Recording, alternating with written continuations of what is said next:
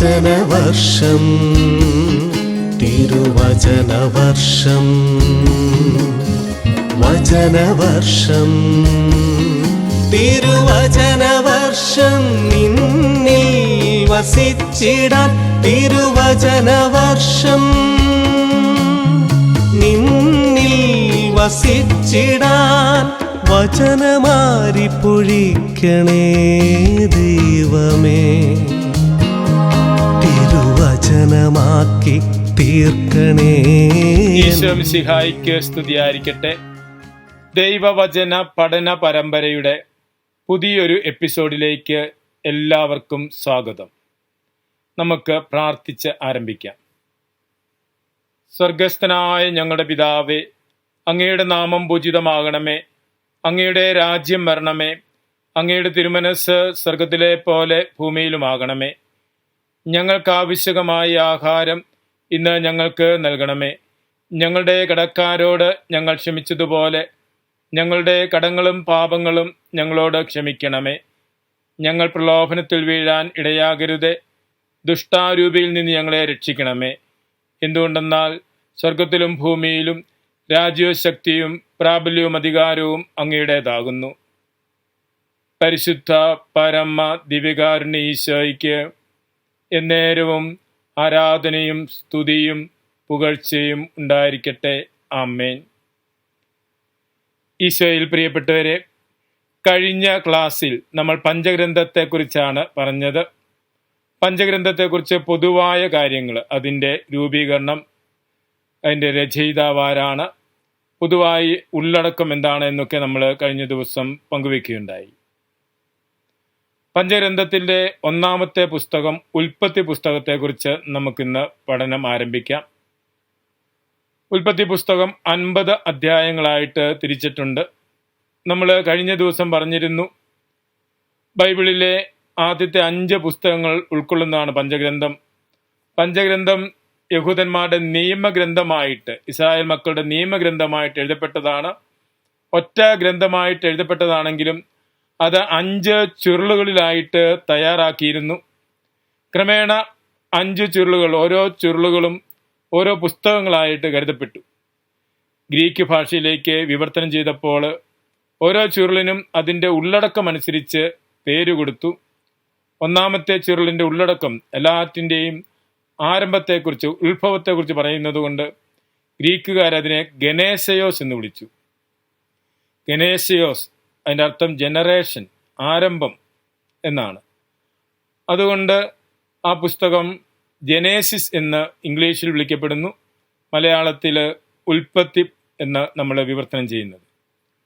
ഉൽപ്പത്തി പുസ്തകം 50 അധ്യായങ്ങളായിട്ടാണ് ക്രമീകരിച്ചിരിക്കുന്നത്. 50 അധ്യായങ്ങളുള്ള ഉൽപ്പത്തി പുസ്തകങ്ങളെ പ്രധാനമായിട്ടും 2 ആയിട്ട് തരംതിരിക്കുന്നു. 1 മുതൽ 11 വരെയുള്ള അധ്യായങ്ങളെ ചരിത്രാതീത കാലഘട്ടത്തെക്കുറിച്ചുള്ള വിവരണമെന്നും 12 തൊട്ട് 50 വരെയുള്ള അധ്യായങ്ങൾ പൂർവ്വപിതാക്കന്മാരുടെ ചരിത്രമായിട്ടാണ് നമ്മൾ കാണുന്നത്. പൂർവ്വപിതാക്കന്മാരുടെ ചരിത്രം ആരംഭിക്കുന്നത് അബ്രാഹത്തിൻ്റെ വിളിയോടുകൂടിയാണ്. അബ്രാഹത്തിൻ്റെ വിളിയാണ് രക്ഷാകര ചരിത്രത്തിലെ ഒരു ടേണിംഗ് പോയിന്റ് എന്ന് പറയാം.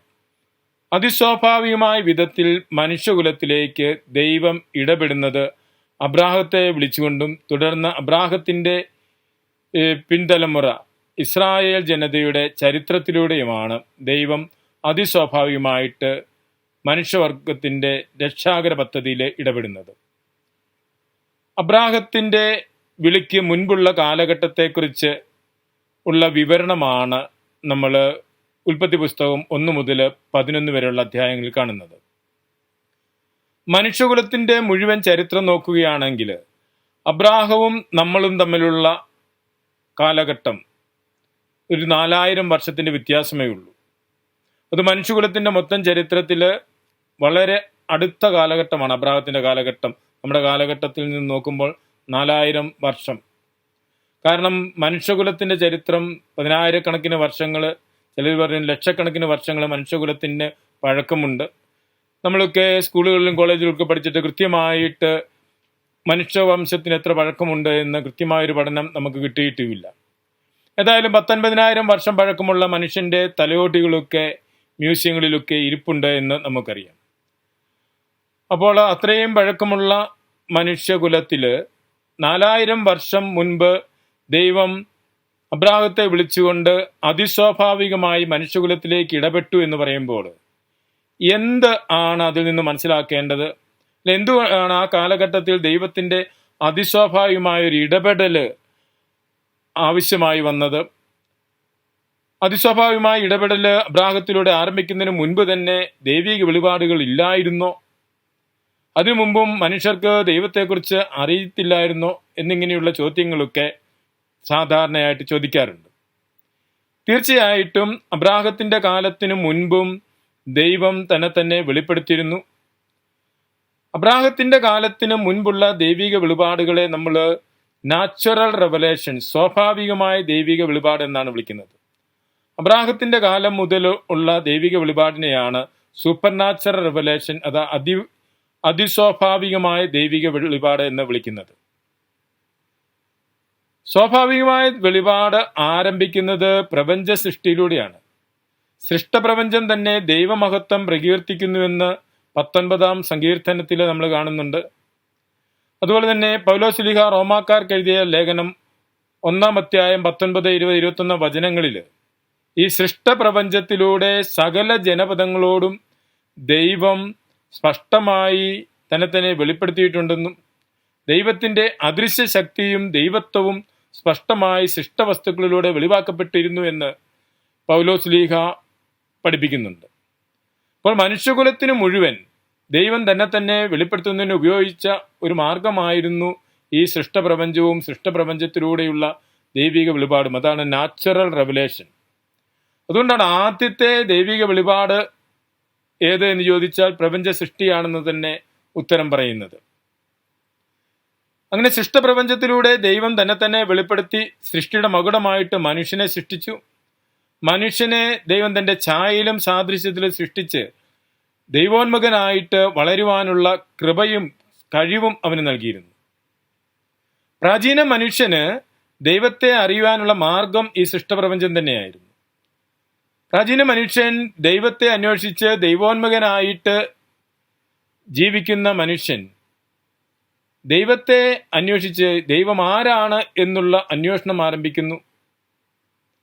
അങ്ങനെ പ്രാചീന മനുഷ്യൻ ദൈവാന്വേഷണം നടത്തിയതിൻ്റെ ഫലമായിട്ട് അവര് ദൈവസങ്കല്പങ്ങൾ പലതും ഉണ്ടാക്കുകയാണ്.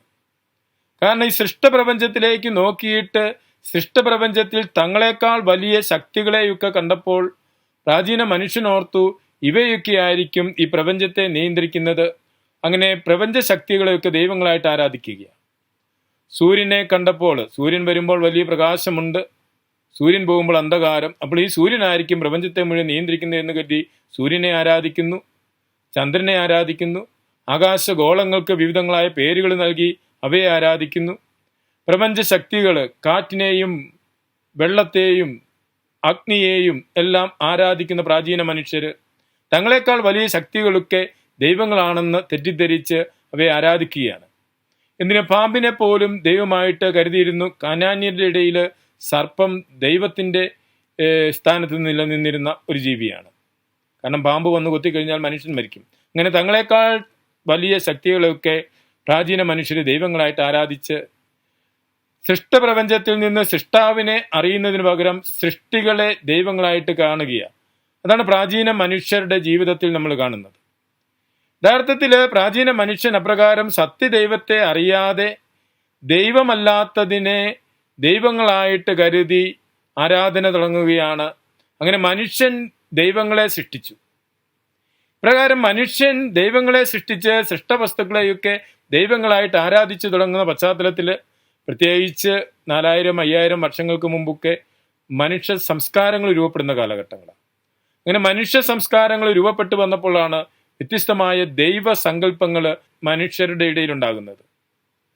അങ്ങനെ വ്യത്യസ്തങ്ങളായ ദൈവങ്ങളെ മനുഷ്യൻ സൃഷ്ടിച്ചു കഴിഞ്ഞപ്പോൾ സത്യദൈവത്തെ അറിയാതെ സൃഷ്ടവസ്തുക്കളെ ദൈവങ്ങളായിട്ട് കരുതി മനുഷ്യകുലം വഴിതെറ്റി പോകുമ്പോൾ മനുഷ്യകുലത്തിൻ്റെ ചരിത്രത്തിലേക്ക് ദൈവം ഇടപെടുന്നതാണ് അബ്രാഹത്തിൻ്റെ വിളിയിലൂടെ നമ്മൾ കാണുന്നത്. അബ്രാഹത്തിന്റെ വിളിയിലൂടെ ദൈവം നൽകിയ വെളിപാടുകൾ, അതായത് പ്രപഞ്ചത്തിലെ സർവ്വ ജീവജാലങ്ങളെയും സൃഷ്ടിച്ച് പരിപാലിക്കുന്ന ഒരേ ഒരു ദൈവമാണ് എന്നും ആ ഒരേ ഒരു ദൈവത്തിന്റെ മക്കളാണ് മനുഷ്യകുലം മുഴുവനും എന്നുള്ള ദൈവിക വെളിപാടാണ് നമുക്ക് ഉൽപ്പത്തി പുസ്തകത്തിൽ നിന്നും ലഭിക്കുന്നത്. അതുകൊണ്ട് ഉൽപ്പത്തി പുസ്തകത്തിലെ ചരിത്രാതീത കാലഘട്ടത്തെ കുറിച്ചുള്ള വിവരണം എന്ന് പറയുമ്പോൾ അത് ചരിത്രമെല്ലാം ആരംഭിക്കുന്നതിന് മുൻപുള്ള കാലഘട്ടത്തെക്കുറിച്ചുള്ള വിവരണം എന്നല്ല, മറിച്ച് അബ്രാഹത്തിന്റെ വിളിയിലൂടെ അതിസ്വാഭാവികമായിട്ട് ദൈവം മനുഷ്യകുലത്തിന്റെ ചരിത്രത്തിലേക്ക് ഇടപെട്ടിരുന്നു. അതിനു മുൻപുള്ള കാലഘട്ടത്തെക്കുറിച്ചുള്ള ഇസ്രായേൽ ജനതയുടെ വിശ്വാസമാണ് നമുക്ക് ഉൽപ്പത്തി പുസ്തകത്തിന്റെ ആദ്യത്തെ 11 അധ്യായങ്ങൾ കാണുന്നത്. അപ്പൊ ഇസ്രായേൽ ജനത രൂപപ്പെട്ട് അവർക്ക് ലഭിച്ച ദൈവിക വെളിപാടിലൂടെ ഒരു പക്വതയാർന്ന ദൈവവിശ്വാസമുള്ള ജനതയായി രൂപപ്പെട്ടു വരുന്നു. അബ്രാഹത്തിലൂടെ ഇത് ആരംഭിക്കുന്നു, തുടർന്ന് മോശയിലൂടെ ദൈവത്തിന്റെ സ്വന്തം ജനമായി മാറുന്നു, ഒരു ഉടമ്പടി സ്ഥാപിക്കുന്നു, പ്രവാചകന്മാരിലൂടെ അവരെ നയിക്കുന്നു.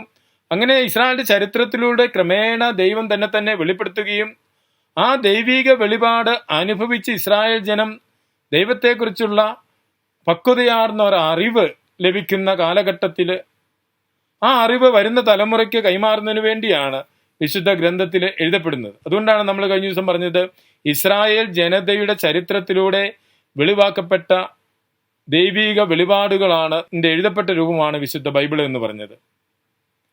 നമ്മൾ വിശുദ്ധ ബൈബിളില് അബ്രാഹത്തിന്റെ വിളിക്ക് മുൻപുള്ള കാലഘട്ടത്തെക്കുറിച്ചുള്ള വിവരണം അതുകൊണ്ട് ഒരു ചരിത്ര വിവരണമായിട്ടല്ല, ഇസ്രായേൽ ഒരു ജനതയായി രൂപപ്പെട്ടു കഴിഞ്ഞപ്പോൾ തങ്ങളുടെ വിശ്വാസത്തിൽ അബ്രാഹത്തിന്റെ മുൻപുള്ള കാലഘട്ടത്തെക്കുറിച്ചുള്ള ദൈവമനുഷ്യ ബന്ധം എപ്രകാരമാണ് എന്ന കാര്യം അവതരിപ്പിച്ചു തരികയാണ്. ദൈവം ആരാണെന്നും ദൈവമനുഷ്യ ബന്ധം എപ്രകാരമായിരുന്നു എന്നുള്ള കാര്യം പഠിപ്പിക്കുന്നതിന് വേണ്ടിയിട്ട് തികച്ചും ദൈവശാസ്ത്രപരമായ ലക്ഷ്യത്തോടെയാണ് ഉൽപ്പത്തി പുസ്തകത്തിന്റെ ആദ്യത്തെ 11 അധ്യായങ്ങൾ എഴുതിയിരിക്കുന്നത്. അതുകൊണ്ട് അതിനെ ഒരു ചരിത്ര വിവരണമായിട്ടല്ല, ചരിത്രത്തിൽ നിറവേറിയ യാഥാർത്ഥ്യങ്ങളെ ഇസ്രായേൽ മക്കൾ എപ്രകാരമാണ് വിശ്വാസത്തിന്റെ കണ്ണുകൾ കൊണ്ട് കണ്ടത്. കാരണം മനുഷ്യന്റെ സൃഷ്ടി ചരിത്രത്തിൽ യാഥാർത്ഥ്യമായ ഒരു കാര്യമാണ്. ആദിഭാവം മനുഷ്യകുലത്തിന് യാഥാർത്ഥ്യമായതാണ്. മനുഷ്യകുലം ചരിത്രത്തിൽ മുന്നോട്ട് പോകുന്നതും മനുഷ്യകുലത്തിന്റെ വളർച്ചയ്ക്കനുസരിച്ച് തിന്മ പെരുകിയതുമെല്ലാം യാഥാർത്ഥ്യമായൊരു കാര്യമാണ്. ആ കാര്യങ്ങളെക്കുറിച്ചുള്ള ഇസ്രായേൽ ജനതയുടെ വിശ്വാസം എന്താണ് എന്ന് പറഞ്ഞു തരുവാനും പഠിപ്പിക്കുവാനും വേണ്ടിയിട്ടാണ് ഉൽപ്പത്തി പുസ്തകത്തിലെ ആദ്യത്തെ 11 അധ്യായങ്ങൾ എഴുതിയിരിക്കുന്നത്. ഈ ആദ്യത്തെ 11 അധ്യായങ്ങളെ നമുക്ക് പ്രധാനമായിട്ട് 2 ഭാഗങ്ങളായിട്ട് തിരിക്കാം. 1ഉം 2ഉം അധ്യായങ്ങൾ സൃഷ്ടി വിവരണം, 3 തൊട്ട് 11 വരെയുള്ള അധ്യായങ്ങളെ നമുക്ക് മനുഷ്യകുലത്തിന്റെ വളർച്ചയിൽ എപ്രകാരമായിരുന്നു ദൈവമനുഷ്യ ബന്ധം എന്നുള്ള കാര്യം അവതരിപ്പിച്ചു തരുന്നതിന് വേണ്ടി ഗ്രന്ഥകർത്താവ് ഉപയോഗിച്ചിരിക്കുന്ന സംഭവ വിവരണങ്ങളാണ്. നമുക്ക് ആദ്യം 1ഉം 2ഉം അധ്യായങ്ങളെ കുറിച്ച് പഠിക്കാം. ഉൽപ്പത്തി പുസ്തകത്തിന്റെ ആദ്യത്തെ 1ഉം 2ഉം അധ്യായങ്ങൾ സൃഷ്ടി വിവരണമാണ് എന്ന കാര്യം നമുക്ക് അറിയാം. 2 സൃഷ്ടി വിവരണങ്ങളാണ് ഉൽപ്പത്തി പുസ്തകത്തിൽ ഉള്ളത്. 1-ാം അധ്യായം 1 മുതൽ 2-ാം അധ്യായം 4 വരെയും ഒരു സൃഷ്ടി വിവരണവും, 2-ാം അധ്യായം 4-ന്റെ പകുതി മുതൽ 2-ാം അധ്യായത്തിന്റെ അവസാനം വരെയും 2-ാമത്തെ സൃഷ്ടി വിവരണവും. അങ്ങനെ 2 സൃഷ്ടി വിവരണങ്ങളാണ് വിശുദ്ധ ബൈബിളിലുള്ളത്. എന്തുകൊണ്ടാണ് ഈ 2 സൃഷ്ടി വിവരണങ്ങളുണ്ട് എന്ന് പറയുന്നത്? കാരണം രണ്ടും 2 പാരമ്പര്യത്തിൽ നിലനിന്നിരുന്ന, ഇസ്രായേൽക്കാരുടെ ഇടയിൽ തന്നെ നിലനിന്നിരുന്ന 2 പാരമ്പര്യത്തിൽ സൃഷ്ടിയെക്കുറിച്ചുള്ള കാര്യങ്ങൾ അവതരിപ്പിക്കുന്നതിനും പഠിപ്പിക്കുന്നതിനും വേണ്ടി നിലനിന്നിരുന്ന 2 വിവരണങ്ങളാണ്.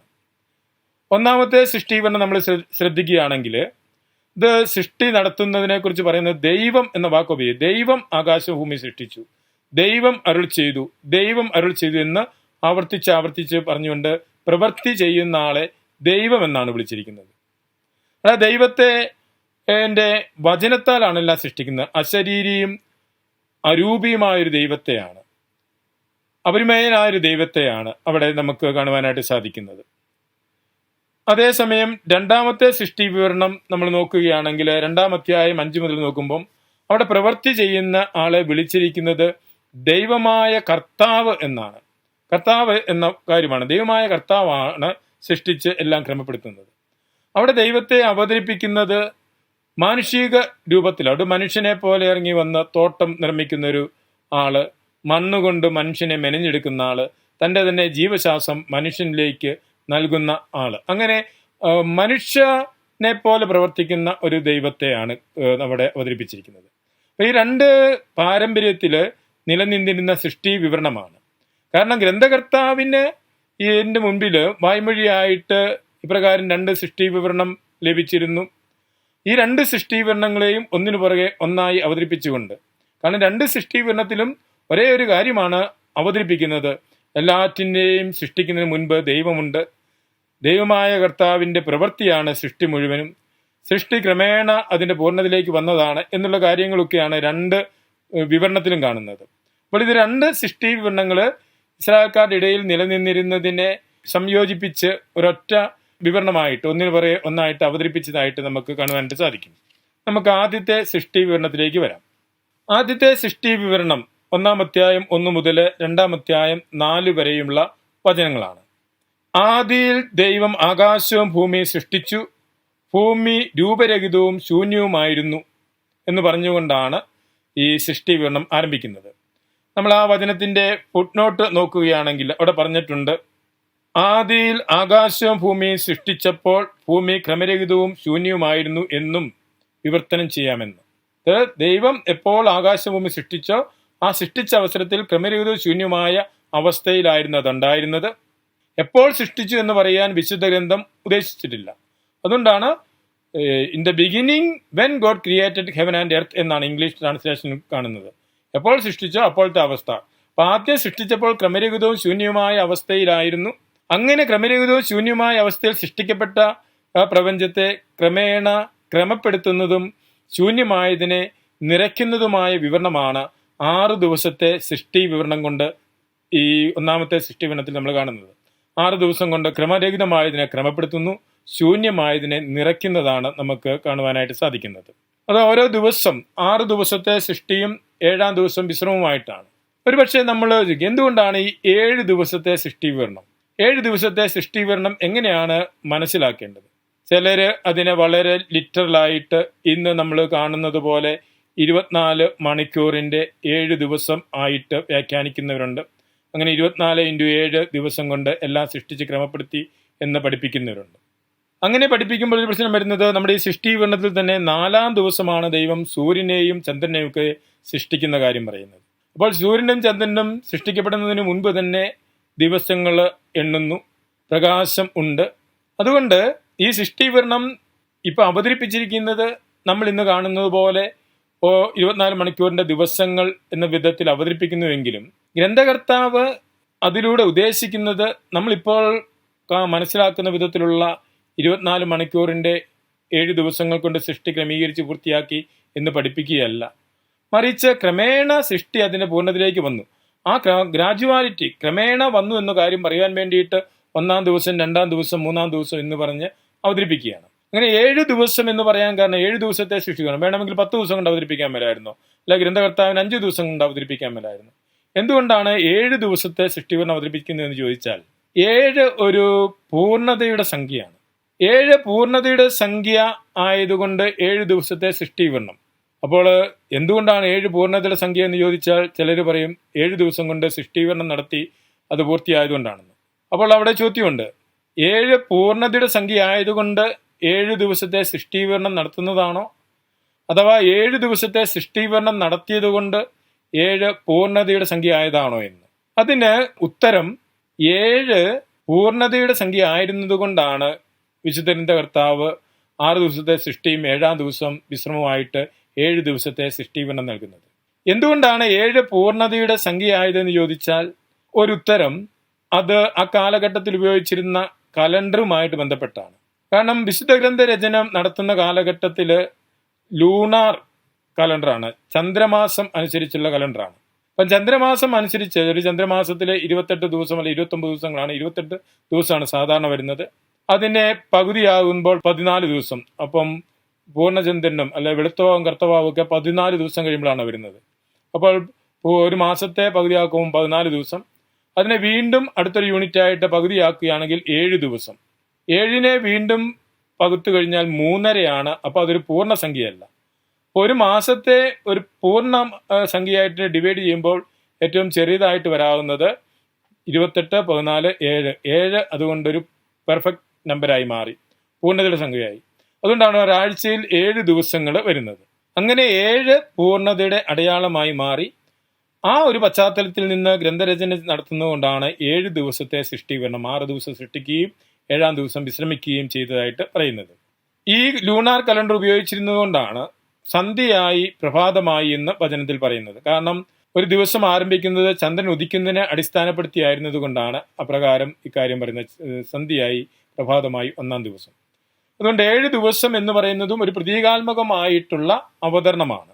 ഇനി ആദ്യത്തെ വചനം, ആദിയിൽ ദൈവം ആകാശവും ഭൂമിയും സൃഷ്ടിച്ചു എന്ന് പറയുമ്പോൾ അതൊരു കോമൺ തലക്കെട്ടായിട്ട്, സൃഷ്ടിവിവരണം ആരംഭിക്കുന്നതിന് മുമ്പ് ആകാശത്തിന്റെ ഭൂമിയുടെ സൃഷ്ടിവിവരണത്തെക്കുറിച്ചുള്ള ഒരു പൊതു തലക്കെട്ടായിട്ട് ആണ് കാണുന്നത്. ആദിയിൽ ദൈവം ആകാശഭൂമി സൃഷ്ടിച്ചു എന്ന് പറയുമ്പോൾ ദൈവം എല്ലാറ്റിനും മുൻപേ ഉള്ളവനാണ്. ദൈവത്തിന്റെ പ്രീ എക്സിസ്റ്റൻസ് പറയുകയാണ്. എല്ലാ ജീവജാലങ്ങളുടെയും സൃഷ്ടിക്ക് മുൻപ്, എല്ലാത്തിനും ആയിരിക്കുന്നതിന് മുൻപേ ഉള്ളവനാണ് ദൈവം എന്ന കാര്യം പറയുവാൻ വേണ്ടിയിട്ടാണ്. കാരണം പ്രാചീന സംസ്കാരങ്ങളിൽ പ്രകൃതിയുടെ ഒരു എക്സ്റ്റൻഷൻ ആയിട്ടാണ് ദൈവത്തെ കണ്ടിരുന്നത്. ഈ പ്രപഞ്ചവും പ്രകൃതിയൊക്കെ ദൈവത്തിന്റെ തന്നെ ഭാഗമായിട്ടാണ് പ്രാചീന ജനത കരുതിയിരുന്നത്. അതിൽ നിന്നും വ്യത്യസ്തമായ ഒരു പഠനം നൽകുവാൻ വേണ്ടിയിട്ടാണ്. ഈ പ്രപഞ്ചവും പ്രപഞ്ച ശക്തികളുമൊന്നും ദൈവങ്ങളല്ല, മറിച്ച് അതെല്ലാം ദൈവത്തിന്റെ സൃഷ്ടി മാത്രമാണ് എന്ന കാര്യമാണ് പഠിപ്പിക്കുന്നത്. നമ്മൾ നോക്കുമ്പോൾ ഈ 1-ാം 2-ം അധ്യായത്തിൽ, അതായത് വിശുദ്ധ ബൈബിള് ആരംഭിക്കുന്നത് തന്നെ സൃഷ്ടി വിവരണം കൊണ്ടാണ്. എന്തുകൊണ്ടാണ് ഈ സൃഷ്ടി വിവരണത്താൽ വിശുദ്ധ ബൈബിൾ ആരംഭിക്കുന്നത് ചോദിച്ചാൽ, ബൈബിളിന് പഠിപ്പിക്കേണ്ട ഒരു വലിയ കാര്യം, ഈ ഭൂമിയിൽ അല്ലെങ്കിൽ പ്രപഞ്ചത്തിൽ നിങ്ങൾ കണ്ടുകൊണ്ടിരിക്കുന്ന ഈ ശക്തികളൊന്നും ദൈവങ്ങളല്ല. കാരണം ഗ്രന്ഥം എഴുതുന്ന പശ്ചാത്തലത്തിൽ, ഇസ്രായേൽ ജനത രൂപപ്പെടുന്ന പശ്ചാത്തലത്തിൽ, അവിടെ ഈ പ്രപഞ്ചത്തിലെ ശക്തികളെയൊക്കെ ദൈവങ്ങളായിട്ട് ആരാധിച്ചുകൊണ്ടിരുന്ന ജനതയാണ്. സൂര്യനെയും ചന്ദ്രനെയും നക്ഷത്രങ്ങളെയും മറ്റു പ്രപഞ്ച ശക്തികളെയും ഒക്കെ ദൈവങ്ങളായിട്ട് ആരാധിച്ചുകൊണ്ടിരുന്ന ജനതയുടെ പക്കല് നിങ്ങളിപ്പോൾ ആരാധിക്കുന്ന സൂര്യനും ചന്ദ്രനും നക്ഷത്രങ്ങളുമൊന്നും ദൈവങ്ങളല്ല, അതൊക്കെ ദൈവത്തിന്റെ സൃഷ്ടി മാത്രമാണ് എന്ന് പഠിപ്പിക്കണം. അത് പഠിപ്പിക്കുവാൻ വേണ്ടിയിട്ടാണ് ആദ്യം ഈ പ്രപഞ്ചത്തിലെ സകല ശക്തികളെയും സൃഷ്ടിച്ച് ക്രമപ്പെടുത്തുന്ന ദൈവത്തെ വിശുദ്ധ ഗ്രന്ഥകർത്താവ് അവതരിപ്പിക്കുന്നത്. അങ്ങനെ ഈ പ്രപഞ്ചത്തിലെ സർവ്വ സൃഷ്ടികളും ദൈവത്തിൻ്റെതാണ്. എല്ലാറ്റിനെയും സൃഷ്ടിക്കുന്ന ഏക ദൈവം ഉണ്ട് എന്നുള്ള യാഥാർത്ഥ്യമാണ് വിശുദ്ധ ഗ്രന്ഥത്തിലൂടെ വെളിപ്പെടുത്തി തരുന്ന നിത്യസത്യം. അപ്രകാരം ഏക ദൈവ വിശ്വാസം അനുഭവിച്ച് ജീവിച്ച ജനതയായിരുന്നു ഇസ്രായേൽ. ഇനി ആദിയിൽ ദൈവം ആകാശവും ഭൂമിയും സൃഷ്ടിച്ചു. ഭൂമി ക്രമരഹിതവും ശൂന്യവുമായിരുന്നു. ആഴത്തിനു മുകളിൽ അന്ധകാരം വ്യാപിച്ചിരുന്നു. ദൈവത്തിന്റെ ചൈതന്യം വെള്ളത്തിനു മീതെ ചലിച്ചുകൊണ്ടിരുന്നു. ദൈവം അരുളി ചെയ്തു, വെളിച്ചം ഉണ്ടാകട്ടെ. വെളിച്ചം ഉണ്ടായി. വെളിച്ചം നല്ലതെന്ന് ദൈവം കണ്ടു. വെളിച്ചവും ഇരുളും തമ്മിൽ ദൈവം വേർതിരിച്ചു. വെളിച്ചത്തെ പകലെന്നും ഇരുളിനെ രാത്രിയെന്നും ദൈവം വിളിച്ചു. പ്രദോഷമായി പ്രഭാതമായി 1-ാം ദിവസം. പ്രകാരമാണ് 1-ാം ദിവസത്തെ വിവരണം അവതരിപ്പിച്ചിരിക്കുന്നത്. ഇവിടെ സൃഷ്ടി ആരംഭിക്കുന്ന അവസ്ഥയാണ് ആദ്യം പറയുന്നത്. അപ്പോൾ സൃഷ്ടി വിവരണം, സൃഷ്ടി ആരംഭിച്ചത് എപ്പോഴാണോ, എപ്പോൾ ആ സൃഷ്ടി ആരംഭിച്ചത്, അത് ദൈവമാണ് സൃഷ്ടിച്ചത്. ദൈവം സൃഷ്ടിച്ചപ്പോൾ ക്രമരഹിതവും ശൂന്യവുമായ ഒരു ഭൂമിയായിരുന്നു ആദ്യം ഉണ്ടായിരുന്നത്. ആ ക്രമരഹിതവും ശൂന്യവുമായ ഭൂമി ക്രമപ്പെടുത്തുന്നതും ശൂന്യമായതിനെ നിറയ്ക്കുന്നതുമായ വിവരണമാണ് ഈ 6 ദിവസത്തെ സൃഷ്ടി വിവരണം കൊണ്ട് നമുക്കിവിടെ കാണുവാനായിട്ട് സാധിക്കുന്നത്. ക്രമരഹിതമായതിനെ ക്രമപ്പെടുത്തുന്നത് അതുകൊണ്ട് എപ്രകാരമാണ്, സൃഷ്ടിയുടെ ആരംഭത്തിൽ എപ്രകാരമായിരുന്നു എന്ന് ചോദിക്കുമ്പോൾ അവിടെ സൃഷ്ടാവായ ദൈവമുണ്ട്, ക്രമരഹിതവും ശൂന്യവുമായ ഭൂമിയുണ്ട്, ആഴത്തിനു മുകളിൽ അന്ധകാരം വ്യാപിച്ചിരുന്നു, ദൈവത്തിൻ്റെ ചൈതന്യം വെള്ളത്തിനു മീതെ ചലിച്ചുകൊണ്ടിരുന്നു. അപ്പം ദൈവത്തിൻ്റെ ചൈതന്യം, അതിനു തുടർന്ന് ദൈവം അരുളി ചെയ്തു വെളിച്ചമുണ്ടാകട്ടെ. അങ്ങനെ ദൈവത്തിൻ്റെ വചനത്തിൻ്റെ ശക്തിയാൽ വെളിച്ചമുണ്ടാകുന്നു. അപ്പോൾ സൃഷ്ടിയുടെ ആരംഭത്തിൽ തന്നെ സൃഷ്ടാവായ ദൈവത്തെയും ദൈവത്തിൻ്റെ ചൈതന്യം എന്ന് പറയുന്നത് റുവാഹ് എലോഹീം എന്നാണ്. ദൈവത്തിൻ്റെ ചൈതന്യം എന്നത് ഹീബ്രു ഭാഷയിൽ പറയുമ്പോൾ ദൈവത്തിൻ്റെ അരൂപി ജലത്തിനു മീതെ ചലിച്ചുകൊണ്ടിരുന്നു. ദൈവത്തിൻ്റെ വചനം ദൈവത്തിൽ നിന്ന് പുറപ്പെട്ടു വന്ന വചനത്തിൻ്റെ ശക്തിയാലാണ് വെളിച്ചമുണ്ടാകുന്നത്. ആ വെളിച്ചമാണ് ആദ്യം ലോകത്തിൽ പ്രകാശമായിട്ട് വരുന്നത്. ഇവിടെ യഥാർത്ഥത്തിൽ അന്ധകാരമായിരുന്നിടത്ത് ദൈവത്തിൻ്റെ വെളിച്ചം ഉണ്ടാകുന്ന കാര്യം പറഞ്ഞുകൊണ്ടാണ് സൃഷ്ടിവിവരണം ആരംഭിക്കുന്നത്. അന്ധകാരമായിരുന്നു എന്ന് പറയുമ്പോൾ അവിടെ ദൈവിക വെളിപാട് ഒന്നുമില്ല. അങ്ങനെ ദൈവിക വെളിപാട് ഒന്നുമില്ലാതിരുന്ന അവസ്ഥയിൽ ദൈവത്തിന്റെ വചനത്താൽ പ്രകാശം സൃഷ്ടിച്ചുകൊണ്ട് ദൈവിക വെളിപാട് ആരംഭിക്കുകയാണ്. അത് ദൈവത്തിൽ നിന്നു തന്നെയുള്ള പ്രകാശമാണ്, വചനം തന്നെയായ പ്രകാശമാണ്. അതുകൊണ്ടാണ് വിശുദ്ധ യോഹന്നാന്റെ സുവിശേഷത്തിൽ നാം കാണും, ആദിയിൽ വചനമുണ്ടായിരുന്നു, വചനം ദൈവത്തോടു കൂടിയായിരുന്നു, വചനം ദൈവമായിരുന്നു, ഉണ്ടായിട്ടുള്ളതെല്ലാം അവനിലൂടെ ഉണ്ടായി. അപ്പം ദൈവം തന്റെ സൃഷ്ടി ആരംഭിക്കുന്നതും വചനത്താലാണ്. വചനമാണ് എല്ലാ സൃഷ്ടിയുടെയും കാരണം. അങ്ങനെ വചനത്താൽ എല്ലാം സൃഷ്ടിച്ചു എന്ന് പറയുവാൻ വേണ്ടിയിട്ടാണ് ഒന്നാമത്തെ സൃഷ്ടി വിവരണത്തിൽ ആവർത്തിച്ച് നമ്മൾ കാണും, ദൈവം അരുൾ ചെയ്തു, ദൈവം അരുൾ ചെയ്തു എന്ന് പറഞ്ഞുകൊണ്ട് ഓരോ കാര്യങ്ങളും സൃഷ്ടിക്കുന്നതിന് മുമ്പ് ദൈവം അരുൾ ചെയ്തു എന്ന് പറയുക. അപ്പം ദൈവത്തിന്റെ വചനത്താലാണ് എല്ലാം സൃഷ്ടിച്ചത് എന്ന് പഠിപ്പിക്കുവാൻ വേണ്ടിയിട്ടാണ്. ഈ സൃഷ്ടി ക്രമേണ അതിന്റെ പൂർണ്ണതയിലേക്ക് വരുന്നു എന്ന കാര്യം പഠിപ്പിക്കാൻ വേണ്ടിയിട്ടാണ് ഒന്നാം ദിവസം, രണ്ടാം ദിവസം, മൂന്നാം ദിവസം ക്രമേണ ആണ് സൃഷ്ടി അതിന്റെ പൂർണ്ണതയിലേക്ക് വരുന്നത്. അത് കാണുമ്പോൾ നമ്മൾ സൃഷ്ടി ക്രമേണ അതിന്റെ പൂർണ്ണതയിലേക്ക് വരുന്നു. ആ സൃഷ്ടിയുടെ പിന്നിലെല്ലാം പ്രവർത്തിക്കുന്നത് ദൈവത്തിന്റെ ശക്തിയും ദൈവത്തിന്റെ വചനവുമാണ്. അതുകൊണ്ട് സൃഷ്ടിയുടെ ആരംഭത്തിൽ തന്നെ സൃഷ്ടാവായ ദൈവത്തെയും ദൈവത്തിന്റെ വചനത്തെയും ദൈവത്തിന്റെ ശക്തി, ദൈവത്തിന്റെ ചൈതന്യവും നമുക്ക് കാണാം. പുതിയ നിയമത്തിന്റെ പശ്ചാത്തലത്തിൽ നിന്ന് നോക്കുമ്പോൾ ത്രിത്വൈക ദൈവത്തിന്റെ സാന്നിധ്യം ഈ സൃഷ്ടിയിൽ തന്നെ നമുക്ക് കാണുവാനായിട്ട് സാധിക്കും. ഇനി ഒന്നാം ദിവസം ദൈവം സൃഷ്ടിച്ച വെളിച്ചത്തെയാണ്. വെളിച്ചം ദൈവത്തിന്റെ വചനത്തിൽ നിന്നുമുള്ള വെളിച്ചമാണ്. യഥാർത്ഥത്തിൽ സൂര്യനെയൊക്കെ സൃഷ്ടിക്കുന്നതിന് മുൻപ് തന്നെ വെളിച്ചമുള്ളതായിട്ട് പറഞ്ഞുകൊണ്ട് ലോകത്തിൻ്റെ യഥാർത്ഥ വെളിച്ചം ദൈവത്തിന്റെ വചനത്തിൽ നിന്ന് വെളിച്ചമാണ്. യോഹന്നാൻ ശ്ലീഹായുടെ സുവിശേഷത്തിൽ പറയുന്നുണ്ട് ലോകത്തിലേക്ക് വരാനുള്ള യഥാർത്ഥമായ വെളിച്ചത്തെക്കുറിച്ച്. ലോകത്തിലേക്ക് വരാനിരിക്കുന്ന യഥാർത്ഥമായ വെളിച്ചത്തെക്കുറിച്ച് ഈശോ മിശിഹായെക്കുറിച്ച് തന്നെയാണ് പറയുന്നത്. ഈശോ മിശിഹായാണ് യഥാർത്ഥ വെളിച്ചം. അത് വചനം മാംസം ധരിച്ച ഈശോ മിശിഹായാണ്. വചനത്താലാണ് എല്ലാം സൃഷ്ടിച്ചത്, വചനം മാംസം ധരിച്ചതാണ് ഈശോ മിശിഹ. അതുകൊണ്ട് തന്നെ പ്രപഞ്ചത്തിന്റെ ആരംഭത്തിൽ എല്ലാ സൃഷ്ടികൾക്കും മുൻപേ തന്നെ ഈശോ മിശിഹ ഉണ്ട്, വചനമായി അവിടുന്ന് ദൈവത്തോടു കൂടിയുണ്ട്. അക്കാര്യമാണ് യോഹന്നാൻ ശ്ലീഹ തന്റെ സുവിശേഷത്തിൽ പറയുന്നത്. യോഹന്നാന്റെ സുവിശേഷം 17-ാം അധ്യായത്തിലും ഈശോ പറയുന്നുണ്ട്, പിതാവേ, ലോക സൃഷ്ടിക്ക് മുൻപേ എനിക്ക് അങ്ങയോടൊത്തുണ്ടായിരുന്ന മഹത്വം എന്ന്. അങ്ങനെ ലോക സൃഷ്ടിക്ക് മുൻപേ പിതാവിനോടുകൂടെ ആയിരുന്ന വചനം, ആ വചനം മാംസം ധരിച്ചതാണ് ഈശോ മിശിഹ. അതുകൊണ്ട് ഉൽപ്പത്തി പുസ്തകത്തിന്റെ ആരംഭം തന്നെ നമ്മൾ പഠിക്കുമ്പോൾ പിതാവും പുത്രനും പരിശുദ്ധ റൂഹായുമായ ത്രിത്വൈക ദൈവത്തിന്റെ സാന്നിധ്യം കാണാം. ആ ത്രിത്വൈക ദൈവത്തിന്റെ പ്രവൃത്തിയാണ് സൃഷ്ടി എന്നുള്ള കാര്യം നമ്മൾ മനസ്സിലാക്കുന്നു. ഇനി ഈ സൃഷ്ടി വിവരണം ആദ്യത്തെ 3 ദിവസം ശരിക്കും പറഞ്ഞാൽ ക്രമരഹിതമായതിനെ ക്രമപ്പെടുത്തുന്നതായിട്ട് നമുക്ക് കാണാം. ഒന്നാമത്തെ ദിവസം ടൈമിങ്ങിന് വേണ്ടിയിട്ട് സമയം രാത്രി എന്നും പകലെന്നും ഇരിക്കുക, പ്രകാശത്തെ പകലെന്നും അന്ധകാരത്തെ രാത്രി എന്നും, അപ്പൊ ടൈമിങ് ആണ്. രണ്ടാമത്തെ ദിവസം ചെയ്യുന്നത് സ്പേസ് ശരിയാക്കുകയാണ്. അതായത് രണ്ടാം ദിവസം പ്രവർത്തിച്ച് ദൈവം അരുളി ചെയ്തു, ജലമധ്യത്തിൽ ഒരു വിധാനം ഉണ്ടാകട്ടെ, അത് ജലത്തെ ജലത്തിൽ നിന്ന് വേർതിരിക്കട്ടെ. ദൈവം വിധാനം ഉണ്ടാക്കുകയും വിധാനത്തിന് താഴെയുള്ള ജലം വിധാനത്തിന് മുകളിലുള്ള ജലം ഇതിങ്ങനെ വേർതിരിക്കുകയും ചെയ്യും. അപ്പോൾ യഥാർത്ഥത്തിൽ ഇവിടെ ഈ വിവരണം തരുമ്പോൾ ജലം നിറഞ്ഞു നിൽക്കുന്ന ഒരവസ്ഥ, ആ ജലത്തെ രണ്ടായി തിരിച്ച് മുകളിലും ജലം താഴെയും ജലമാക്കി മാറ്റി. അതിൻ്റെ ഇടയിൽ ഒരു വിധാനമായിട്ടാണ് ആകാശം വന്നുവെന്നാണ്. ഇവിടെ ഈ ഒരു വിവരണം നൽകുമ്പോൾ ആ കാലഘട്ടത്തിലെ ജനതയുടെ പ്രപഞ്ച സങ്കല്പം അനുസരിച്ചാണ് അത് എഴുതിയിരിക്കുന്നത്.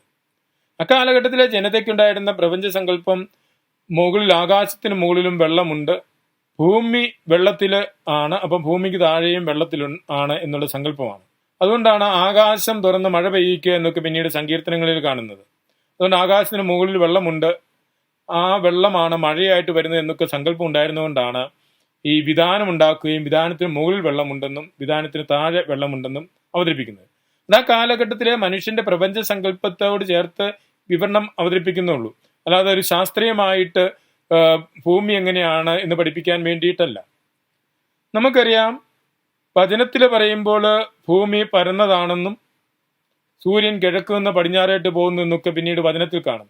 അതൊക്കെ ആ കാലഘട്ടത്തിലെ മനുഷ്യന്റെ അറിവിന്റെ പശ്ചാത്തലത്തിൽ നിന്നാണ്. അത് മാനുഷികമായ ഭാഷയിലേക്കാണ് വിശുദ്ധ ഗ്രന്ഥം എഴുതിയിരിക്കുന്നത്. അതുകൊണ്ട് അത് ഒരു ശാസ്ത്രീയമായ വിവരണമല്ല. ഭൂമിയെ സമുദ്രത്തിൽ 4 കാലുകളിൽ ഉറപ്പിച്ചിരിക്കുന്നു എന്നാണ് പറയുന്നത്. പക്ഷെ അങ്ങനെയല്ല, ഭൂമി ഉരുണ്ടതാണെന്നും ഭൂമിയിലാണ് സമുദ്രമുള്ളതെന്നും നമുക്ക് ഇന്ന് ആധുനിക കാലത്ത് അറിയാം. ഈ സമുദ്രം എന്ന് പറയുന്നത് പഞ്ചമഹാസമുദ്രങ്ങൾ ഭൂമിയിലുള്ളതാണ്. ബൈബിളിന്റെ വിവരണം അനുസരിച്ചാണെങ്കിൽ വെള്ളത്തിലാണ് ഭൂമി എന്ന രീതിയിലാണ് വിവരണം തന്നിരിക്കുന്നത്. അപ്പൊ ആ വിവരണങ്ങളൊക്കെ നൽകുന്നത് ആ കാലഘട്ടത്തിലെ മനുഷ്യന്റെ അറിവിന്റെ പശ്ചാത്തലത്തിലാണ് എന്ന കാര്യം നമ്മൾ മനസ്സിലാക്കണം. പിന്നെ 1-ാം ദിവസം അതുകൊണ്ട് ടൈമിങ്, 2-ാം ദിവസം സ്പേസ്, എല്ലാത്തിൻ്റെയും സ്പേസ് ക്രമപ്പെടുത്തുന്നു. 3-ാം ദിവസം വാസയോഗ്യമാക്കുന്നതായിട്ട് നമ്മൾ കാണുന്നത്. 3-ാം ദിവസം കര സൃഷ്ടിച്ച് കരയിൽ സസ്യങ്ങളെയൊക്കെ തയ്യാറാക്കി വാസയോഗ്യമാക്കുന്നു. അങ്ങനെ ക്രമരഹിതമായതിനെ ക്രമപ്പെടുത്തുന്ന കാര്യം 3 ദിവസത്തെ സൃഷ്ടി വിവരണം കൊണ്ട് നമുക്ക് കാണാം. വീണ്ടും 4, 5, 6 ദിവസങ്ങളിൽ ഈ ശൂന്യമായതിനെ നിറയ്ക്കുന്നതാണ്. ആകാശം ശൂന്യമായിരുന്നു, അവിടെ സൂര്യനെയും ചന്ദ്രനെയും ഒക്കെ സ്ഥാപിച്ചുകൊണ്ട് ആകാശം നിറയ്ക്കുന്നു. പിന്നീട് പക്ഷികളെ സൃഷ്ടിക്കുന്ന കാര്യം പറയും. അതുപോലെ തന്നെ ജലത്തിലെ മത്സ്യങ്ങളെ സൃഷ്ടിക്കുന്ന കാര്യം പറയും. ഭൂമിയിലെ ജീവജാലങ്ങളെ സൃഷ്ടിക്കുന്ന, അങ്ങനെ ശൂന്യമായതിനെ നിറയ്ക്കുന്നു. അങ്ങനെ ക്രമരഹിതവും ശൂന്യവുമായിരുന്നതിനെ ക്രമപ്പെടുത്തുകയും ശൂന്യമായതിനെ നിറയ്ക്കുകയും ചെയ്യുന്ന വിവരണമാണ് 6 ദിവസം കൊണ്ട് നടത്തുന്നത്. 6-ാം ദിവസം സൃഷ്ടിയുടെ മകുടമായിട്ട് മനുഷ്യനെ സൃഷ്ടിക്കുന്നു. പ്രിയപ്പെട്ടവരെ, അപ്പോൾ 6 ദിവസത്തെ സൃഷ്ടി വിവരണം എന്ന് പറയുമ്പോൾ അത് ഈ ഗ്രന്ഥകർത്താവ് ഒരു സന്ദേശം പറയാൻ വേണ്ടിയിട്ടുള്ള ഒരു വിവരണമാണ്. 6 ദിവസം സൃഷ്ടിച്ചു എന്ന് പറയുമ്പോൾ ക്രമേണ ആണ് സൃഷ്ടി അതിൻ്റെ പൂർണ്ണതയിലേക്ക് വരുന്നത്. അവിടെ ഇനാനിമേറ്റീവ് ലൈഫ് ഉണ്ട്, വെജിറ്റേറ്റീവ് ലൈഫ് ഉണ്ട്, ആനിമൽ ലൈഫ് ഉണ്ട്, മനുഷ്യർ ഉണ്ട്. അപ്പം ഒരു സൃഷ്ടവസ്തുക്കളിൽ തന്നെ ഒരു ഹൈറാർക്കി ഈ ഉള്ളതായിട്ടും സൃഷ്ടി വിവരണത്തിൽ കാണുന്നു. ആ സൃഷ്ടിയുടെ എല്ലാ വളർച്ചയിലും അല്ലെങ്കിൽ സൃഷ്ടി അതിൻ്റെ പൂർണ്ണതയിലേക്ക് വരുമ്പോൾ സൃഷ്ടിയുടെ എല്ലാം പിന്നിൽ പ്രവർത്തിക്കുന്നത് ദൈവത്തിൻ്റെ കരമാണ്, ദൈവത്തിൻ്റെ പ്രവൃത്തിയുടെ ഫലമാണ് സൃഷ്ടി എന്നുള്ള കാര്യമാണ് വിശുദ്ധ ഗ്രന്ഥകർത്താവ് നമുക്ക് പറഞ്ഞു തരുവാനായിട്ട് ഉദ്ദേശിക്കുന്നത്. ഇങ്ങനെ 6 ദിവസത്തെ സൃഷ്ടി വിവരണം കഴിഞ്ഞ് 6-ാം ദിവസമാണ് മനുഷ്യനെ സൃഷ്ടിക്കുന്നത്. മനുഷ്യൻ മറ്റു ജീവജാലങ്ങളിൽ നിന്നുമെല്ലാം വ്യത്യസ്തനായിട്ടുള്ളവനാണ്. യുണീക്കായിട്ട് മനുഷ്യന്റെ സൃഷ്ടി അതുകൊണ്ട് അവതരിപ്പിക്കുക. 1-ാമത്തെ സൃഷ്ടി വിവരണത്തിൽ പറയും, മനുഷ്യനെ ദൈവം തൻ്റെ ഛായയിലും സാദൃശ്യത്തിലും സൃഷ്ടിച്ചു. അത് മനുഷ്യന്റെ യുണീക്നെസ് കാണിക്കാൻ വേണ്ടിയിട്ടാണ്, മനുഷ്യന്റെ സൃഷ്ടിയുടെ പ്രാധാന്യം പറയാൻ വേണ്ടിയിട്ടാണ് ദൈവം ഒരു ആലോചന നടത്തുന്നതായിട്ട് പറയാണ്. നമുക്ക് നമ്മുടെ ഛായയിലും സാദൃശ്യത്തിലും മനുഷ്യനെ സൃഷ്ടിക്കാമെന്ന്. യഥാർത്ഥത്തിൽ ദൈവം ഒരു കൂട്ടായ്മയാണ്. ഏലോഹീം എന്ന വാക്കാണ് ദൈവം എന്നതിന് ഹീബ്രു ഭാഷയിൽ ഉപയോഗിക്കുന്നത്. ദൈവം എന്ന വാക്ക് തന്നെ ഒരു കൂട്ടായ്മയെ സൂചിപ്പിക്കുന്നതാണ്.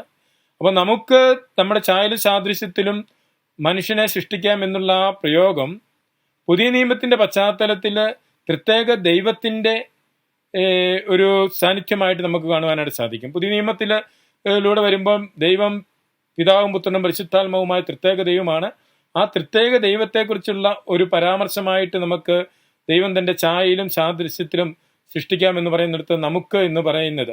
അതേസമയം പുതിയ നിയമമില്ലാത്ത യഹൂദന്മാരെ സംബന്ധിച്ച് അവർ ഇതിനെ ഒരു കാണുന്നത് ഒരു ബഹുമാനപൂർവമുള്ള പദമായിട്ടാണ്. ലിറ്റററി സ്റ്റൈലിൽ നമുക്ക് എന്ന് പറയുമ്പോൾ ഒരു പൂജക ബഹുവചനമായിട്ട് ഉപയോഗിച്ചുകൊണ്ട് ഉള്ളതാണ് എന്നുള്ള രീതിയിൽ അവതരിപ്പിക്കും. അല്ല എങ്കിൽ ഇത് പ്രാചീന മിത്തോളജിയിൽ ദൈവങ്ങൾ ഒരു രാജ സദസ് പോലെ ആണ്. ആ ബാബിലോണിയൻ മിത്തോളജിയിലൊക്കെ ഉള്ള ഒരു രചനാ ശൈലി ഇങ്ങോട്ട് എടുത്തിട്ട് നമുക്ക് മനുഷ്യനെ സൃഷ്ടിക്കാമെന്ന് പറയുന്നത് ആ ഒരു രാജാക്കന്മാരുടെ കോർട്ടിനോടനുബന്ധിച്ചുള്ള അല്ലെങ്കിൽ ദൈവിക സദസ്സിന്റെ ഒരു ആലോചന ആയിട്ട് വ്യാഖ്യാനിക്കും. അത് മിത്തോളജിക്കൽ പ്രസന്റേഷനിൽ നിന്ന്, അത് പ്രാചീന മിത്തുകളിൽ നിന്ന് എടുത്തിട്ടുള്ള ഒരു പ്രയോഗമാണ്. നമ്മൾ ഈ ഉൽപ്പത്തി പുസ്തകത്തിലെ ആദ്യത്തെ 11 അധ്യായങ്ങൾ വിവരിക്കുമ്പോഴും ധാരാളം വിവരണ ശൈലികൾ ആ കാലഘട്ടത്തിലെ സമകാലികമായ സാഹിത്യ ഗ്രന്ഥങ്ങളിൽ നിന്ന് എടുത്തിട്ടുണ്ട്. അതുകൊണ്ട് തന്നെ ധാരാളം മിത്ത് അല്ലെങ്കിൽ ഐതിഹ്യങ്ങൾ ഒക്കെ ഇവിടെയും ഉപയോഗിച്ചിട്ടുണ്ട്. മിത്തുകൾ അല്ലെങ്കിൽ ഐതിഹ്യങ്ങളൊക്കെ ഈ രചനയിൽ ഉപയോഗിച്ചു എന്ന് പറയുമ്പോൾ അതിൻ്റെ അർത്ഥം ബൈബിളിലെ ആദ്യത്തെ 11 അധ്യായങ്ങൾ മിത്തുകളാണ്, ഐതിഹ്യങ്ങളാണെന്നല്ല. ഇപ്രകാരമുള്ള സാഹിത്യ ശൈലികൾ ഉപയോഗിച്ചുകൊണ്ട് വിശുദ്ധ ഗ്രന്ഥകർത്താവ് ദൈവികമായ സത്യങ്ങൾ പഠിപ്പിക്കുക. ഒരു കഥകൾ മെനഞ്ഞെടുത്തുകൊണ്ട് കഥകളിലൂടെ കാര്യം പഠിപ്പിക്കുക. പുതിയ നിയമത്തിലേക്ക് നമ്മൾ വരുമ്പം പുതിയ നിയമത്തിലെ നല്ല സമറായന്റെ ഒരു ഉപമ ഈശോ മെനഞ്ഞെടുത്തതാ. എന്തിനു വേണ്ടിയിട്ടാണ്? ശത്രുവിനെ സ്നേഹിക്കുന്നതിനെ കുറിച്ച് പഠിപ്പിക്കാൻ വേണ്ടിയിട്ടാണ്. വിധക്കാരൻ്റെ ഉപമ, അതൊരു ഉപമയാണ്. ഈശോ അത് മെനഞ്ഞെടുക്കുന്നു. അതെന്തിനു വേണ്ടിയിട്ടാണ്? ദൈവവചനത്തെക്കുറിച്ച് പഠിപ്പിക്കുവാൻ വേണ്ടിയിട്ട്. അതുപോലെ തന്നെ ധൂർത്തപുത്രൻ്റെ ഉപമ, അതൊരു ഉപമ കർത്താവ് മെനഞ്ഞെടുത്തതാണ്. എന്തിനു വേണ്ടിയിട്ടാണ്? പിതാവിൻ്റെ സ്നേഹത്തെക്കുറിച്ച് പഠിപ്പിക്കുവാൻ വേണ്ടിയിട്ട്. അതുപോലെ പഴയ നിയമത്തിലും വിശുദ്ധരന്ത കർത്താക്കന്മാര് ധാരാളം കഥകൾ മെനഞ്ഞെടുത്തിട്ടുണ്ട്. എന്തിനു വേണ്ടിയിട്ടാണ്? ദൈവിക സത്യങ്ങൾ പഠിപ്പിക്കാൻ വേണ്ടിയിട്ട്. അപ്പം പ്രപഞ്ചത്തിലെ എല്ലാ വസ്തുക്കളും സൃഷ്ടിച്ച് ക്രമപ്പെടുത്തിയത് ദൈവമാണ് എന്നുള്ള സത്യം പഠിപ്പിക്കാൻ, സൃഷ്ടി ക്രമേണ അതിന്റെ പൂർണ്ണതയിലേക്ക് വന്നതാണ് എന്ന കാര്യം പഠിപ്പിക്കാൻ, സൃഷ്ടിയുടെ മകുടം മനുഷ്യനാണ് എന്ന കാര്യം പഠിപ്പിക്കാൻ വേണ്ടിയിട്ട് ഒരു വിവരണം ഗ്രന്ഥകർത്താവ് തയ്യാറാക്കുന്നു. ആ വിവരണത്തിൽ ആ കാലഘട്ടത്തിലെ മറ്റ് സംസ്കാരങ്ങളിൽ നിലനിന്നിരുന്ന ഗ്രന്ഥങ്ങളും ഒക്കെ സ്വാധീനിച്ചിട്ടുണ്ട്, സാഹിത്യ ശൈലിയൊക്കെ സ്വാധീനിച്ചിട്ടുണ്ട് ഇതിന്റെ രചനയ്ക്ക്. അപ്പോൾ ഒന്നാമത്തെ സൃഷ്ടി വിവരണം അങ്ങനെ 1 അധ്യായം 1 തൊട്ട് 2 അധ്യായം 4 വരെയും കാണുന്നിടത്ത് ആവർത്തിച്ച് പറയുന്നു, ദൈവം അരുളി ചെയ്തു. അത് പറയുവാൻ കാരണം ദൈവമാണ് സൃഷ്ടി മുഴുവൻ നടത്തിയത് എന്ന്. ഛായയിലും സാദൃശ്യത്തിലും മനുഷ്യനെ സൃഷ്ടിച്ചു എന്ന് പറയുമ്പോൾ മറ്റു ജീവജാലങ്ങളിൽ നിന്നും വ്യത്യസ്തമായിട്ട് മനുഷ്യനെ സൃഷ്ടിച്ചു എന്നുള്ള കാര്യമാണ്. എന്താണ് ദൈവം തന്റെ ഛായയിലും സാദൃശ്യത്തിലും സൃഷ്ടിച്ചു എന്ന് പറഞ്ഞു കഴിഞ്ഞാൽ അർത്ഥമാക്കേണ്ടത്? അതിനെക്കുറിച്ച് നമ്മൾ വേദപാഠ ക്ലാസ്സുകൾ തൊട്ട് പഠിക്കുന്നതാണ്. എന്താണ് ഛായ സാദൃശ്യം? ചിലർ പറയും ദൈവോന്മുഖമായി ജീവിക്കുവാനായിട്ടുള്ള മനുഷ്യനുള്ള കഴിവായിരുന്നു, ദൈവത്തെ അറിയുവാനുള്ള കഴിവാണ്, മനുഷ്യനുള്ള സ്വാതന്ത്ര്യമാണ്, നന്മയും തിന്മയും വേർതിരിച്ചറിയുവാനുള്ള കഴിവാണ്. അങ്ങനെ വ്യത്യസ്തമായ കാര്യങ്ങൾ ദൈവശാസ്ത്രപരമായിട്ട് നമ്മൾ പഠിക്കുന്നുണ്ട്, കാണുന്നുണ്ട്. എങ്കിലും എന്താണ് തൻ്റെ ഛായയിൽ സാദൃശ്യം സൃഷ്ടിച്ചു എന്നതിന് ആത്യന്തികമായൊരു ഉത്തരം വിശുദ്ധ ബൈബിൾ തന്നെ നൽകുന്നത്. ഉൽപ്പത്തി പുസ്തകം 5-ാം അധ്യായം 2-3 വചനങ്ങളിൽ നമ്മൾ കാണും, ദൈവം തൻ്റെ ഛായയിലും സാദൃശ്യത്തിലും ആദാമിനെ സൃഷ്ടിച്ചു. ആദാം എന്ന് പറഞ്ഞാൽ മനുഷ്യൻ എന്നാണ്. ദൈവം തൻ്റെ ഛായയിലും സാദൃശ്യത്തിലും ആദാമിനെ സൃഷ്ടിച്ചു. ആദാമിനെ സ്ത്രീയും പുരുഷനുമായിട്ട് സൃഷ്ടിച്ചു. ആദാമിന് 130 വയസ്സായപ്പോൾ അവന്റെ ഛായയിലും സാദൃശ്യത്തിലും ഒരു പുത്രൻ ജനിച്ചു എന്നാണ് പറയുന്നത്. അപ്പം ഛായയിലും സാദൃശ്യത്തിലും ആയിരിക്കുക എന്ന് പറഞ്ഞു കഴിഞ്ഞാൽ ആത്യന്തികമായിട്ട് മക്കളായിരിക്കുക എന്നുള്ളതാണ്. ദൈവത്തിന്റെ ഛായയിലും സാദൃശ്യത്തിലും മനുഷ്യനെ സൃഷ്ടിച്ചു എന്ന് പറയുമ്പോൾ ദൈവമക്കളായിട്ടാണ് മനുഷ്യനെ സൃഷ്ടിച്ചു എന്നതാണ് വിശുദ്ധ ഗ്രന്ഥം പറയാൻ ഉദ്ദേശിക്കുന്നത്. ദൈവമക്കളായി സൃഷ്ടിച്ചു എന്ന് പറയുമ്പോൾ നേരത്തെ പറഞ്ഞ വിധത്തിൽ സ്വാതന്ത്ര്യമുണ്ട്, നന്മതിന്മകളെ വേർതിരിച്ചറിയുവാനുള്ള വിവേചന അധികാരമുണ്ട്, അതുപോലെ തന്നെ ദൈവത്തെ അറിയുവാനായിട്ടും ദൈവാത്മകമായിട്ട് വളരുവാനുമായിട്ടുള്ള സാധ്യതയുണ്ട്. കാരണം മക്കളായതുകൊണ്ട് പിതാവിനെ അറിയുവാൻ സാധിക്കും. അപ്പോൾ ഛായയിലും സാദൃശ്യത്തിലും സൃഷ്ടിച്ചു എന്ന് പറഞ്ഞുകൊണ്ട് മനുഷ്യന്റെ സൃഷ്ടിയുടെ മഹത്വവും യുണീക്നെസ്സും അവതരിപ്പിക്കുകയാണ് യഥാർത്ഥത്തിൽ ചെയ്യുന്നത്. അങ്ങനെ 1-ാം അധ്യായത്തിലെ സൃഷ്ടി വിവരണം ക്രമേണ സൃഷ്ടി അതിൻ്റെ പൂർണ്ണതയിലേക്ക് വന്നതാണെന്നും സൃഷ്ടിയുടെ പിന്നിലെല്ലാം പ്രവർത്തിക്കുന്നത് ദൈവത്തിൻ്റെ കരങ്ങളാണെന്നും സൃഷ്ടിക്കപ്പെട്ടതെല്ലാം നല്ലതാണെന്നും, അതുകൊണ്ടാണ് ആവർത്തിച്ച് ഇവിടെ നല്ലതാണെന്ന് ദൈവം കണ്ടു, നല്ലതാണ്. അപ്പം ദൈവത്തിൻ്റെ സൃഷ്ടി മുഴുവൻ നല്ലതാണെന്നും സൃഷ്ടിയുടെ മകുടം മനുഷ്യനാണെന്നുമുള്ള കാര്യങ്ങൾ പഠിപ്പിക്കുവാൻ വേണ്ടിയിട്ടുള്ള ഒരു വിവരണമാണ് 1-ാമത്തെ സൃഷ്ടി വിവരണം. 2-ാമത്തെ സൃഷ്ടി വിവരണം അവിടെയും മനുഷ്യനെ സൃഷ്ടിച്ച് എല്ലാം ക്രമപ്പെടുത്തുന്ന കാര്യമാണ്. പക്ഷേ അവിടെ മറ്റൊരു തലത്തിലാണ് നമുക്ക് ആ സൃഷ്ടി വിവരണത്തെ കാണുന്നത്. പ്രപഞ്ചത്തെ മുഴുവൻ സൃഷ്ടിച്ച് ക്രമപ്പെടുത്തുന്ന ഇതിൻ്റെ അപ്പുറം ഈ ഭൂമിയുടെ സൃഷ്ടീകരണത്തെക്കുറിച്ച് പറയുന്നതായിട്ട് നമുക്ക് മനസ്സിലാക്കാനായിട്ട് സാധിക്കും. ഈ ഭൂമിയെക്കുറിച്ചുള്ള വിവരണമാണ്. അത് ഒരു ഏദൻ തോട്ടം, ഒരു തോട്ടത്തെ രൂപപ്പെടുത്തുന്ന ദൈവത്തെയാണ് അവിടെ അവതരിപ്പിക്കുന്നത്. ഏദൻ തോട്ടം എവിടെയാണ് എന്ന് അന്വേഷിച്ചാൽ നമ്മൾ എവിടെയെങ്കിലുമുള്ള 10,000 ഏക്കർ സ്ഥലം കണ്ടെത്തി ഇതാണ് ഏദൻ തോട്ടം എന്ന് പറഞ്ഞ് ഈ ഭൂമിയിൽ ഒരു സ്ഥലവും നമുക്ക് കാണിച്ചു കൊടുക്കുവാനില്ല. ഏദനിൽ ഒരു തോട്ടമുണ്ടാക്കി എന്നാണ് പറയുന്നത്. ഏദൻ എന്ന വാക്കിന്റെ അർത്ഥം വിൽഡർനെസ് എന്നാണ്, ശൂന്യമായ സ്ഥലം എന്നാണ്. അങ്ങനെ ശൂന്യമായ സ്ഥലത്ത് ദൈവം ഒരു തോട്ടമുണ്ടാക്കി എന്ന് പറയുമ്പോൾ 1-ാമത്തെ സൃഷ്ടിവിണത്തിൽ പറയുന്ന പോലെ തന്നെ ആദ്യം ദൈവം സൃഷ്ടിച്ചപ്പോൾ ക്രമരഹിതവും ശൂന്യമായിരുന്ന ഭൂമി, ആ ക്രമരഹിതവും ശൂന്യമായിരുന്നതിനെ ക്രമപ്പെടുത്തി എല്ലാം സൃഷ്ടിച്ച് ക്രമപ്പെടുത്തുന്ന കാര്യം 1-ാം സൃഷ്ടിവിണത്തിൽ പറയുന്ന പോലെ തന്നെ 2-ാം സൃഷ്ടി വിവരണത്തിൽ നമ്മൾ കാണും ഏദനിൽ ഒരു തോട്ടം ഉണ്ടാക്കി എന്ന് പറഞ്ഞാൽ ശൂന്യമായ സ്ഥലത്ത് ഒരു തോട്ടമുണ്ടാക്കി. അങ്ങനെ ശൂന്യമായ സ്ഥലത്ത് തോട്ടമുണ്ടാക്കുവാൻ വേണ്ടിയിട്ട് ദൈവം എന്ത് ചെയ്തു? മഴ പെയ്യിക്കുന്ന കാര്യം പറയുന്നു. പിന്നെ തോട്ടത്തെ എല്ലാം ക്രമീകരിക്കുന്ന കാര്യം പറയുന്നു.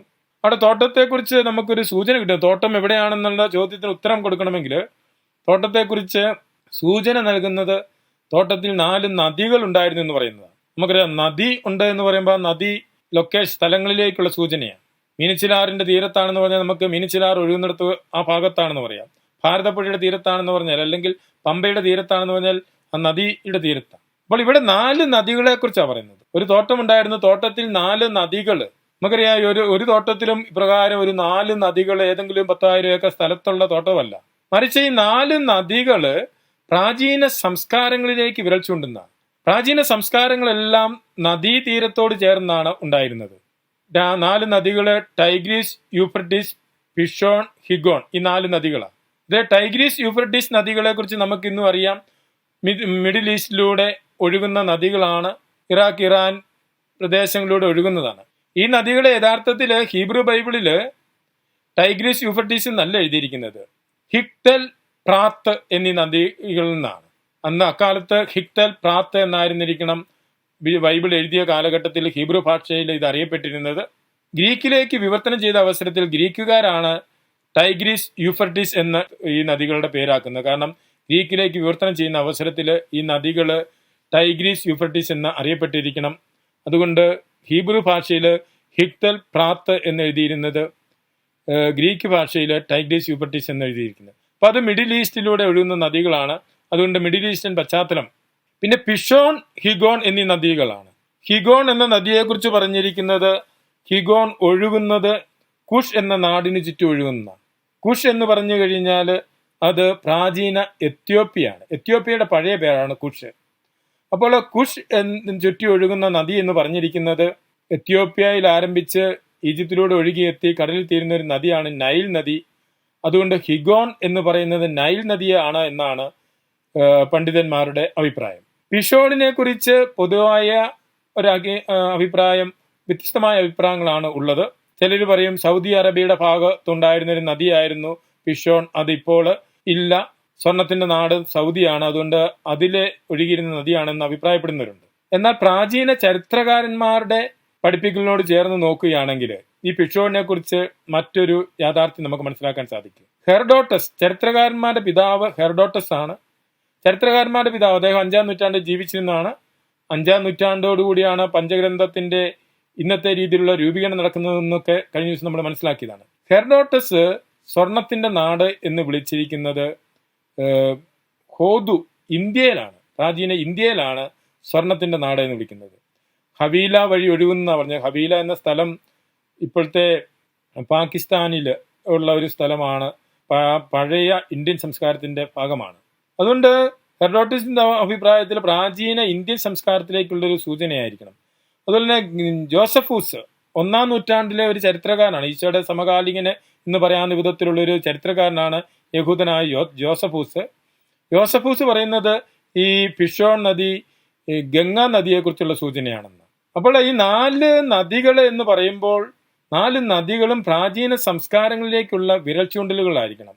ടൈഗ്രീസ്, യൂഫ്രട്ടീസ് നദീതീരങ്ങളിലാണ് മെസപ്പൊട്ടോമിയൻ സംസ്കാരം, സുമേറിയൻ സംസ്കാരം, ബാബിലോണിയൻ സംസ്കാരങ്ങളൊക്കെ വളർന്നു വരുന്നത്. പ്രാചീന സംസ്കാരങ്ങൾ വളർന്നു വന്നപ്പോഴാണ് മതസങ്കല്പങ്ങളും ഞാൻ നേരത്തെ സൂചിപ്പിച്ചതുപോലെ വ്യത്യസ്തമായ ദൈവസങ്കല്പങ്ങളും ഒക്കെ മനുഷ്യരുടെ ഇടയിൽ ഉണ്ടായി വരുന്നത്.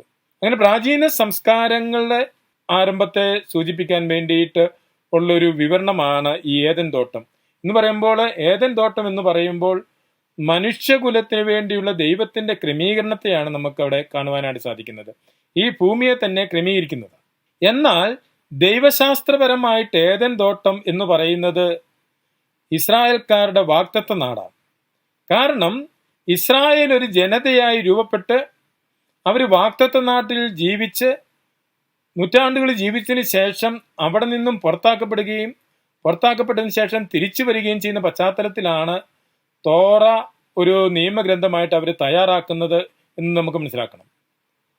അപ്പോൾ തോറ തയ്യാറാക്കുന്ന കാലഘട്ടത്തിൽ ഇസ്രായേൽ ജനത്തിനുള്ള ദൈവശാസ്ത്രപരമായ അറിവും പക്വതയും ഈ തോറായുടെ രചനയിൽ കാണാം. ആ കാലഘട്ടത്തിലെ അവരുടെ അനുഭവവും ഇവിടെ കാണാം. ഇസ്രായേലിനെ സംബന്ധിച്ച് ഇസ്രായേൽ ജനത രൂപപ്പെട്ടത് എവിടെയാണ്? ഇസ്രായേൽ ജനത രൂപപ്പെട്ടത് ഈജിപ്തിൽ നിന്ന് പുറപ്പെട്ട് സീനായ് മരുഭൂമിയിലാണ്. അങ്ങനെ മരുഭൂമിയിൽ വെച്ചാണ് ജനതമായി രൂപപ്പെടുന്നത്. അവരെ കൊണ്ടുവന്ന് ദൈവം താമസിപ്പിച്ചത് വാഗ്ദത്ത നാട്ടിലാണ്. ആ തേനും പാലും ഒഴുകുന്ന വാഗ്ദത്ത നാട് യഥാർത്ഥത്തിൽ അതാണ് ഏദനെ പ്രതിദാനം ചെയ്യുന്നത്. വാഗ്ദത്ത നാട്ടിൽ അവരെ ആക്കിയിട്ട് ദൈവം അവർക്ക് കൽപ്പന കൊടുത്തു. ആ കൽപ്പനയായിരുന്നു തോറ. തോറ അനുസരിച്ച് ജീവിക്കേണ്ട ഇസ്രായേൽ ജനം തോറ ലംഘിച്ച് ദൈവത്തിൽ നിന്ന് അകന്നു പോവുകയാണ്.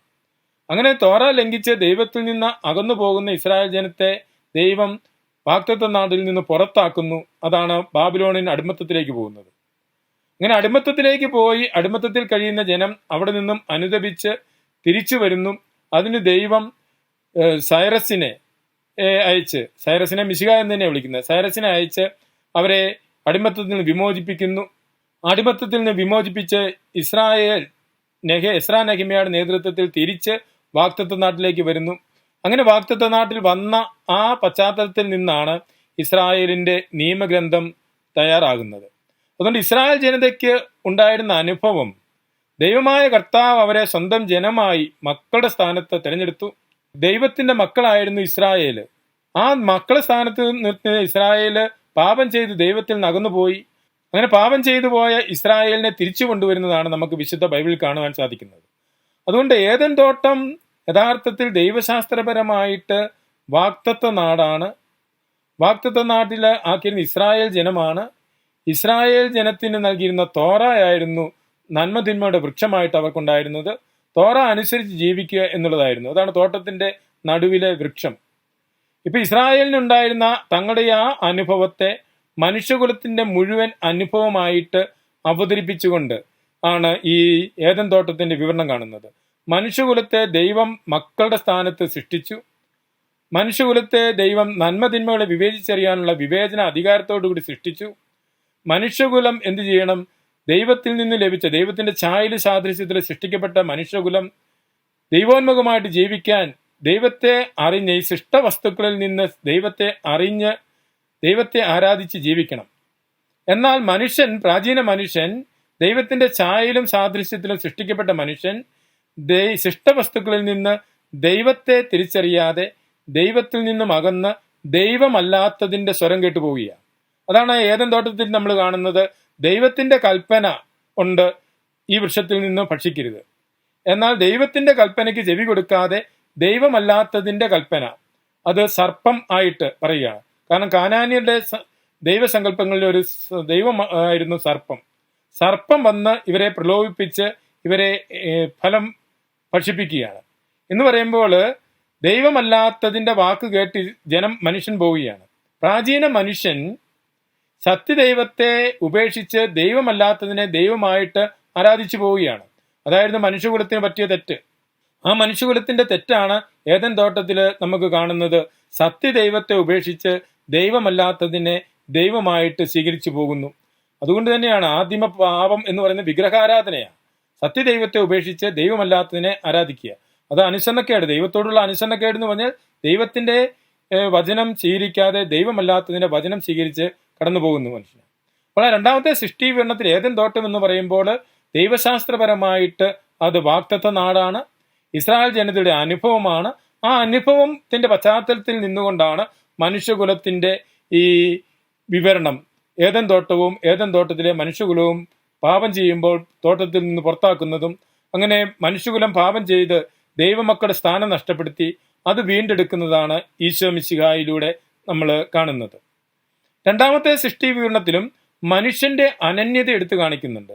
മനുഷ്യന്റെ അനന്യത എടുത്തു കാണിക്കുവാൻ വേണ്ടിയിട്ട് അവിടെ അവതരിപ്പിക്കുന്നത് ദൈവമായ കർത്താവ് മണ്ണുകൊണ്ട് മനുഷ്യനെ മെനഞ്ഞെടുക്കുകയും തന്റെ തന്നെ ജീവശ്വാസം മനുഷ്യന് നൽകിയെന്നും പറഞ്ഞുകൊണ്ടാണ്. അങ്ങനെ മനുഷ്യൻ അനന്യനാണ്. എല്ലാ ജീവജാലങ്ങളും വ്യത്യസ്തനായിട്ട് സൃഷ്ടിക്കപ്പെട്ട് ദൈവത്തിന്റെ തന്നെ ജീവശ്വാസം വഹിക്കുന്നവരാണ് മനുഷ്യൻ. ആ വലിയ സത്യവും ഇവിടെ നമുക്ക് കാണുവാനായിട്ട് സാധിക്കും ഈ സൃഷ്ടി വിവരണത്തിൽ. അതുപോലെ തന്നെ രണ്ടാമത്തെ സൃഷ്ടി വിവരണത്തിലെ അവസാനം മനുഷ്യനെ സ്ത്രീയും പുരുഷനുമായിട്ട് സൃഷ്ടിക്കുന്നു. ഒന്നാം സൃഷ്ടി വിവരണത്തിൽ 1-ാം അധ്യായം 26-ാം വചനത്തിൽ ആദ്യം ദൈവം മനുഷ്യനെ സൃഷ്ടിച്ചു, മനുഷ്യനെ സ്ത്രീയും പുരുഷനുമായിട്ട് സൃഷ്ടിച്ചു എന്നുള്ള കാര്യമാണ് പറയുന്നത്. രണ്ടാം സൃഷ്ടി വിവരണത്തിലാണെങ്കിലും സ്ത്രീയും പുരുഷനുമായിട്ട് സൃഷ്ടിച്ചു. എന്നാൽ സ്ത്രീയും പുരുഷനുമായി അഭേദ്യമായ ബന്ധമുണ്ട്. അതുകൊണ്ടാണ് സ്ത്രീയെ പുരുഷന്റെ വാരിയെല്ലിൽ നിന്നു സൃഷ്ടിച്ചു.